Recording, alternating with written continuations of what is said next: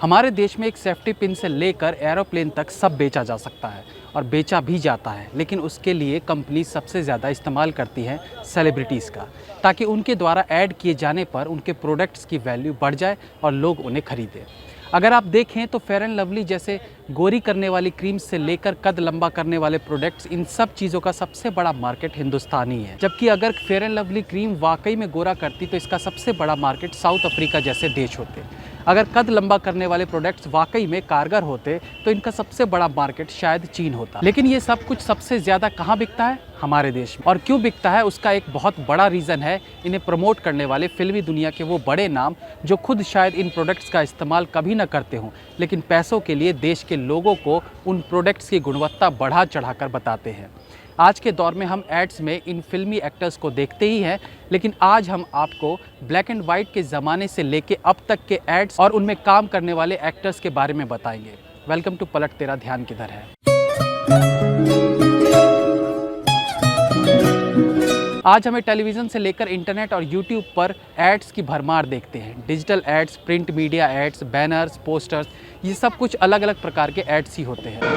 अरे ओ कालिया, गांव से मेरे लिए क्या ला रहे? ये बिस्किट लाया सरदार। अब आएगा मजा। Glucose D. आज हम टीवी पर एड्स देखते हैं जिसमें अमिताभ बच्चन वेको टर्मरिक का गुणगान करते हैं, जिसका हम ऑडियो और वीडियो दोनों देख सकते हैं। लेकिन अगर एक्टर्स के ऐड की बात करें तो पहले एडवर्टाइजमेंट के तरीके अलग होते थे। अगर हम लक्स साबुन के ऐड की बात करें तो अनेकों एक्ट्रेसेस को आप इस साबुन के एड्स में देख चुके होंगे।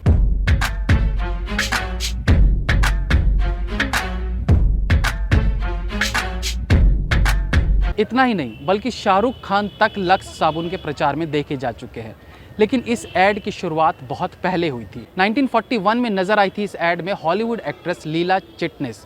1940 में की बात करें तो उस वक्त कैलेंडर्स द्वारा एडवर्टाइजमेंट किया जाता था। पहले हिंदू भगवानों की फ़ोटो होते थे, उनके बाद उनके नीचे ही प्रोडक्ट्स के एड्स दिए जाते थे।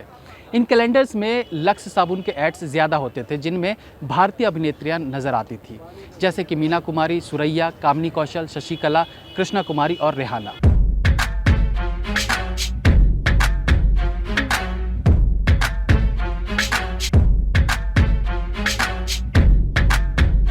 उस वक्त के लक्स सोप नहाने के लिए नहीं, बल्कि इनका प्रचार टॉयलेट सोप के तौर पर किया जाता था।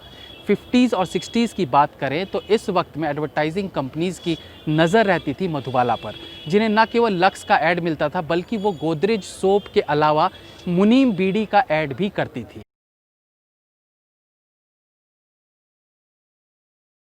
अगर मेल एक्टर्स की बात करें तो किशोर कुमार को ब्रिल क्रीम के ऐड में देखा जा सकता था। पिछले कुछ सालों से हम प्रेम चोपड़ा को गंजे देखते आए हैं, लेकिन शुरू में ऐसा नहीं था। प्रेम चोपड़ा भले खलनायक के तौर पर जाने जाते हैं, लेकिन 60s में वो बेहद हैंडसम दिखते थे और उनके सिल्की बालों के कारण उन्हें वैसलीन के हेयर क्रीम का ऐड भी करने को मिला था। उस वक्त प्रिंट एड्स हुआ करते थे। इन कलाकारों की फ़ोटो का इस्तेमाल करके न्यूज़पेपर और मैगजीन्स में इन एड्स को दिया जाता था। लक्स टॉयलेट सोप का ऐड भारतीय फिल्मों की मां कही जाने वाली निरूपा रॉय भी कर चुकी है। इनके बाद लक्स के ऐड में एक्ट्रेस हेलेन नजर आई।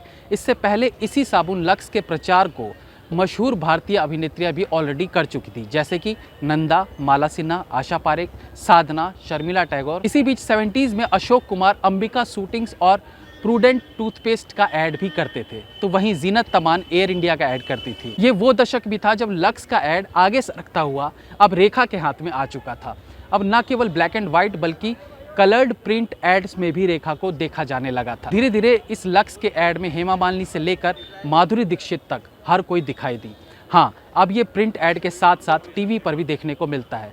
इसी बीच मिथुन BCR का ऐड करते थे तो शत्रुघ्न सिन्हा बैकपाइपर विस्की को प्रमोट करते थे। आज के सबसे फिट एक्टर भले अक्षय कुमार हों, लेकिन अपने करियर की शुरुआती दिनों में वो रेड एंड वाइट सिगरेट को प्रमोट करते थे।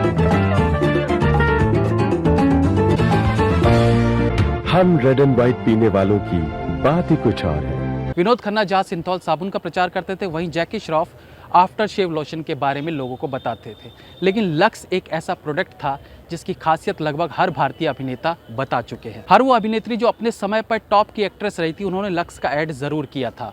एडवर्टाइजिंग कंपनीज और बॉलीवुड का बहुत पुराना नाता रहा है, क्योंकि कंपनीज को पता है जब वो अपने प्रोडक्ट्स को जानी मानी हस्तियों के हाथों बिकवाएंगी तो उसका एक अलग ही रुतबा होगा। उस प्रोडक्ट की गुणवत्ता इन एक्टर्स पर निर्भर करती है। जितना बड़ा एक्टर उतना बड़ा प्रोडक्ट्स का ब्रांड। अमिताभ बच्चन एक समय पर पेप्सी का ऐड करते थे, लेकिन जब उन्हें इससे होने वाले नुकसान का पता चला तो उन्होंने तुरंत इस ऐड को करना बंद कर दिया था।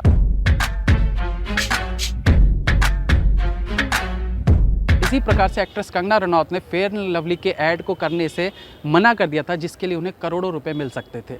उन्होंने उस ऐड को करने से इसलिए मना कर दिया कि ये गोरे और काले के भेद को दिखाता था, जो कंगना को गलत लगा। लेकिन फिर बाकी की लगभग सभी अभिनेत्रियाँ लड़कियों को बताती हैं कि जीवन में कामयाब होने के लिए गोरापन कितना ज़रूरी है। उम्मीद करते हैं ये एपिसोड आपको अच्छा लगा होगा। अपनी राय हमें कमेंट सेक्शन में ज़रूर दें। आप हमारी वेबसाइट theDayMedia.com पे विजिट करके देश विदेश और मनोरंजन के लेटेस्ट खबरें पढ़ सकते हैं। That's all for today friends. Please like, comment, share and subscribe the channel if you like the video. Like on Facebook, links are in the description. Be safe, have fun. मिलते हैं अगली बार फिर किसी नए एपिसोड के साथ। तब तक के लिए